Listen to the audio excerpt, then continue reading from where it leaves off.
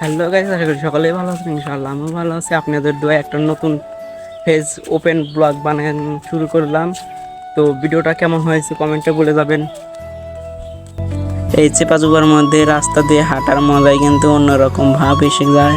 আর এই সাইডটা কিন্তু অনেক, আজকে আমি যাচ্ছি আমাদের সুমন সাইড পড়তে পড়তে গিয়ে প্রায় 10 মিনিটের মতন সময় লাগে। তো এই ভিডিও চলুন যাওয়া যাক।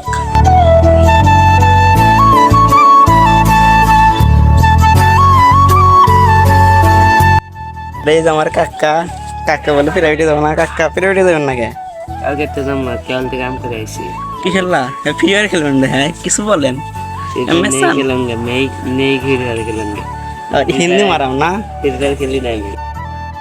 আর তোমাদের সাথে কথা বলতে বলতে আমি কিন্তু প্রায় আমাদের রোডে উঠে পড়ছি। এখন আমি যাচ্ছি আমাদের সমস্যায়। আজকে এত পরিমাণ রোদ উঠেছে, তাপে সহ্যই করা যাচ্ছে না। আমার বন্ধুকে ডাকছি, বন্ধু তো মনে হয় বাড়িতে আছে। রাকিব,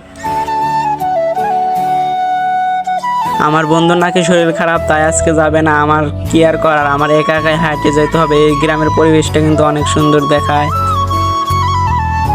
আর এই গ্রাম অঞ্চল দিয়ে ঠাক্কর ঠাক্কর করে হাঁটার মজাই কিন্তু অন্যরকম ফিল এসে যায়। কি আর করার, এ রোদের মধ্যে। আর আমাদের রাস্তা যে পুরো ভাঙাচোরা, দেখলে অনেক কষ্ট মনে হয়। কি আর করার, এখান দিয়ে হেঁটে যেতে হবে।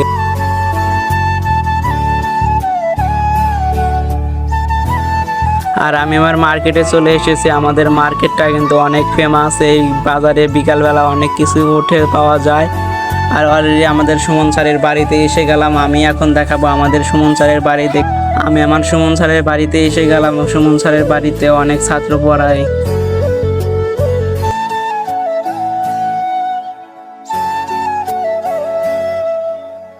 আজকে আমি সবার আগে এসে গেছি, তাই আমার বন্ধু বান্ধব কেউ আসেনি। কি আর করার, আমার একাই এখানে বসে থাকতে হবে।